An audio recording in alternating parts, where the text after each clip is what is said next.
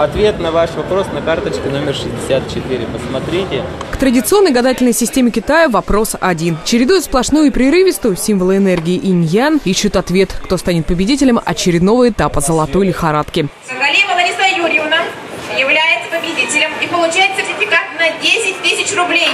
Сертификаты на 3, 5, 10 и 30 тысяч рублей достались самым преданным абонентам. Те, кто вовремя платит по счетам и активно пользуются услугами Ростелекома.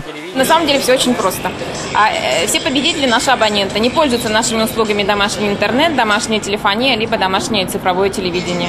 Они пользуются, накапливают баллы. И среди тех, кто больше всего накопил, кто больше всего пользовался нашими услугами, разыгрывается вот этот вот приз.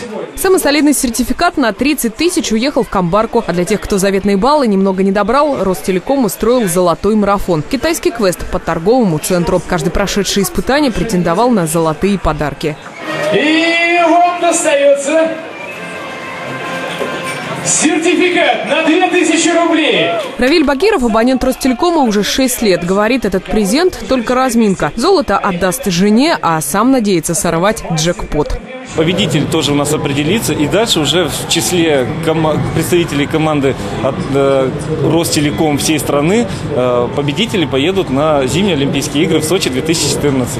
Билет в Сочи достанется самому активному абоненту Приволжья. И у вас тоже есть еще время и шансы влиться в команду Ростелекома и поехать на Олимпиаду. Становитесь участниками золотой лихорадки, собирайте баллы и выигрывайте поездку в Сочи 2014.